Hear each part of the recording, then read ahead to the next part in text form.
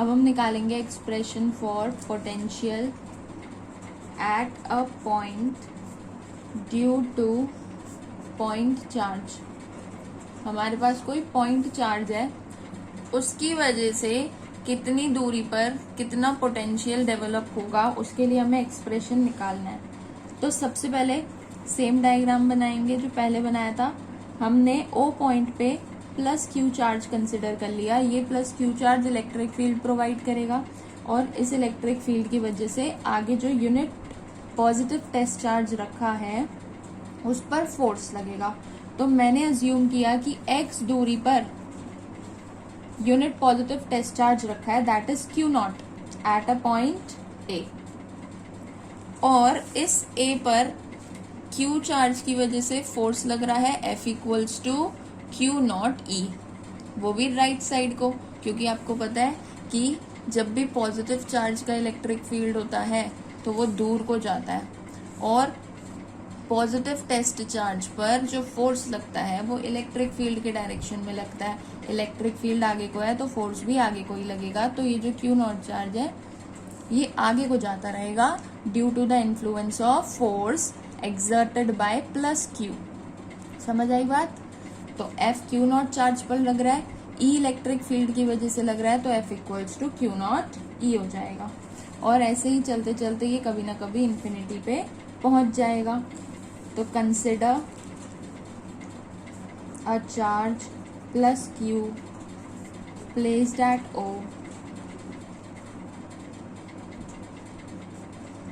Potential at point consider कर लेते हैं, बीच में कोई सा भी पॉइंट P जो कि R दूरी पर है, जिस पर हमें निकालना है पोटेंशियल। ठीक है, तो P पॉइंट पे पोटेंशियल निकालना है। Potential at point P is to be calculated, और P पॉइंट कितनी दूरी पर है? R दूरी पर है, तो OP का डिस्टेंस कितना है? R है।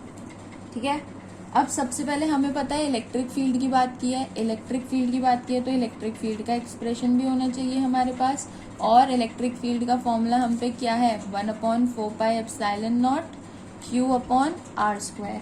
Q कौन सा रखते हैं हमेशा इलेक्ट्रिक फील्ड में? जो चार्ज को इलेक्ट्रिक फील्ड को प्रोड्यूस कर रहा है, जो इलेक्ट्रिक फील्ड को प्रोड्यूस कर रहा है वो वाला चार्ज रखेंगे, that is Q upon distance square. तो भाई मुझे इलेक्ट्रिक फील्ड निकालना है ए पॉइंट पर, क्योंकि अभी मेरा चार्ज ए पॉइंट पे बैठा है।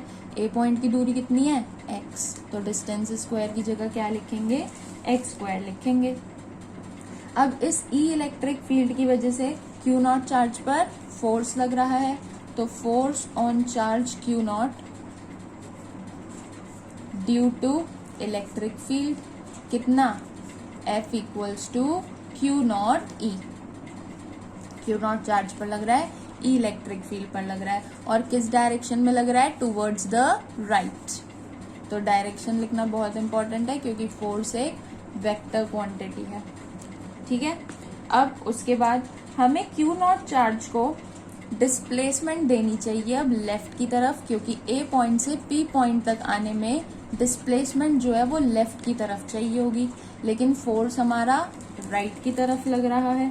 तो सबसे पहले हम डिस्प्लेस करेंगे ए चार्ज को टूवर्ड्स लेफ्ट विद थोड़ा सा डिस्प्लेसमेंट, छोटा सा डिस्प्लेसमेंट ले लेते हैं dl।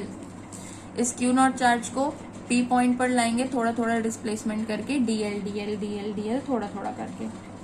ठीक है, तो हमें पीछे को लाना है, और पीछे को भी कैसे लाना है आपको पता है। पोटेंशियल डिफरेंस में जब भी चार्ज को मूव करते हैं उस समय एक्सेलरेशन 0 होनी चाहिए। तो एक्सेलरेशन क्या रखनी है? 0 रखनी है विदाउट एक्सेलरेशन। तो to move Q naught charge from point A to the left कितना? By displacement dl। dl move करना है, कैसे करना है? विदाउट एक्सेलरेशन करना है। तो भाई हमें ही एक्सटर्नल फोर्स लगानी पड़ेगी, क्योंकि प्लस क्यू चार्ज की वजह से तो राइट में जा रहा है, तो हमें लगानी पड़ेगी एक्सटर्नल फोर्स। ठीक है, और एक्सटर्नल फोर्स आपको पता है कि जो चार्ज फोर्स लगा रहा है वो राइट साइड में है, कितनी? क्यू नॉट ई। तो भाई लेफ्ट साइड में भी तो उतनी ही फोर्स होनी चाहिए। अगर आपको एक्सेलरेशन नहीं चाहिए तो इक्वल एंड अपोजिट फोर्सेज होंगी, जब ही तो कैंसिल होगी और एक्सेलरेशन नहीं होगा। तो एक्सटर्नल फोर्स एफ एक्सटर्नल कितना होना चाहिए, माइनस के एफ के बराबर होना चाहिए। एफ एक्सटर्नल पीछे को लगेगा और कितना लगेगा, एफ का उल्टा, तो एफ एक्सटर्नल इज माइनस का एफ। तो ये बात जरूर ध्यान रखें। तो it has to be applied किस डायरेक्शन में, टूवर्ड्स लेफ्ट। इतनी बात समझ आई। अब जब हमने चार्ज को मूव किया है तो वर्क डन भी लगेगा, और वर्क डन किसके द्वारा हो रहा है, एफ एक्सटर्नल काम कर रहा है। एफ एक्सटर्नल चार्ज को इधर खींचने का काम कर रहा है by a displacement d l. तो भाई फोर्स भी है, डिस्प्लेसमेंट भी है, तो वर्क भी हो ही रहा होगा। तो work done by external force निकाल लेते हैं, और वर्क डन का फॉर्मूला क्या होता है, W equals to F dot S पढ़ा है हमने। एफ यहाँ पे क्या है, एफ एक्सटर्नल है क्योंकि एफ एक्सटर्नल काम कर रहा है, डॉट एस इज डिस्प्लेसमेंट, कितनी डिस्प्लेसमेंट है, डी एल। एफ एक्सटर्नल को मैं क्या लिख सकती हूँ, एफ एक्सटर्नल इज माइनस का एफ, तो माइनस का एफ डॉट डी एल। और एफ का एक्सप्रेशन भी हम निकाल चुके हैं, एफ किसके बराबर है, क्यू नॉट ई के बराबर है। तो जो हमारा वर्क डन है डी डब्ल्यू, यहाँ पे भी डी एल है तो डी डब्ल्यू आएगा।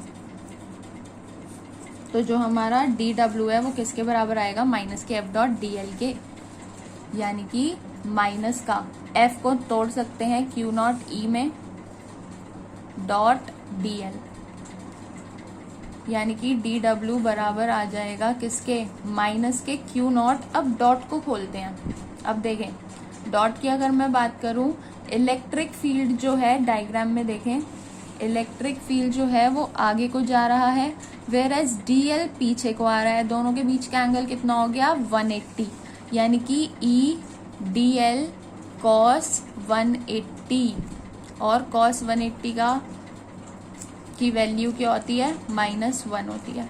तो ये बन गया Q naught E D L. ठीक है, तो हमारे पास आ गया Q naught E D L, expression आ गया डी डब्ल्यू का। अब हमें पता है कि डी एल तो पीछे को है और ये जो डिस्टेंस है ये आगे को है, यानी कि डी एल और एक्स दोनों अपोजिट डायरेक्शन में है।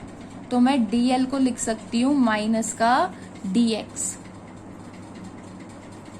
और इसमें पुट कर देती हूँ d W equals to Q naught E, D l की जगह लिख दिया माइनस का डी एक्स।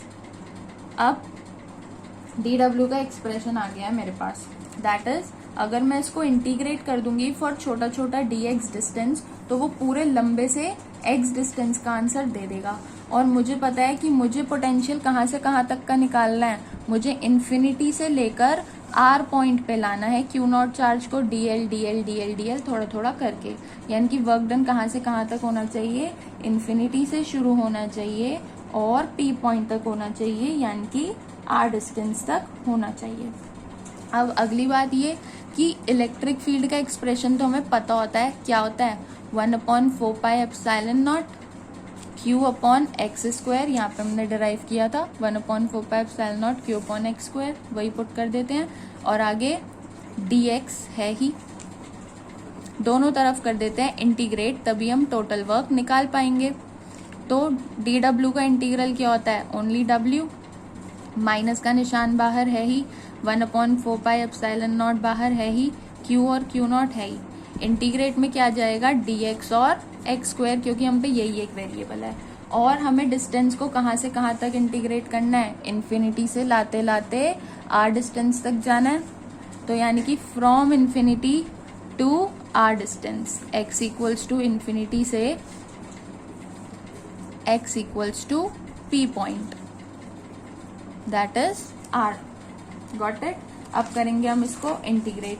अब 1/x² का इंटीग्रल क्या होता है, समझे, इधर देखो, बायो वाले बच्चों के लिए इंटीग्रेशन, 1/x² का इंटीग्रेशन कैसे निकालते हैं, सबसे पहले ऊपर x चला जाएगा, x की पावर -2 हो जाएगा। इंटीग्रेशन करने का मतलब है ऊपर की पावर 1 बढ़ा दो, -2 में 1 बढ़ा दिया तो क्या बन जाएगा, -1 बन जाएगा, और उसी नई पावर से डिवाइड भी कर दो।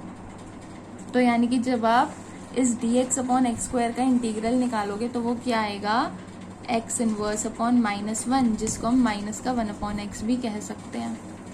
तो कर देते हैं w equals to -1 upon 4 pi epsilon naught Q naught, और इंटीग्रेट करके लिख दिया -1 अपॉन एक्स। कहाँ से कहाँ तक, इन्फिनिटी से r तक। तो w equals to -1 upon 4 pi epsilon naught Q naught, minus का 1 अपॉन आर, सबसे पहले अपर लिमिट पुट करेंगे, माइनस का 1 अपॉन आर माइनस, फिर लोअर लिमिट पुट करेंगे, कितनी जाएगी, -1 अपॉन इन्फिनिटी। तो w equals to -1 upon 4 pi epsilon naught Q naught -1 upon r plus 1 upon infinity. अब ध्यान रखिए इन्फिनिटी में से 1, इन्फिनिटी बहुत बड़ा है, उसमें से आपने 1 ले लिया तो वो निग्लिजिबल है, यानी कि इस पूरे की वैल्यू क्या हो जाएगी, 0 हो जाएगी। तो सिर्फ -1 अपॉन आर ही बचेगा, और ये आ जाएगा minus minus plus 1 upon 4 pi epsilon naught Q naught upon r. तो हमारा वर्क डन कितना आ गया, +1 upon 4 pi epsilon naught Q naught upon r. मुझे एक्सप्रेशन निकालना था पोटेंशियल के लिए, पोटेंशियल निकालना है तो पोटेंशियल कैसे निकलेगा, वर्क डन अपॉन चार्ज।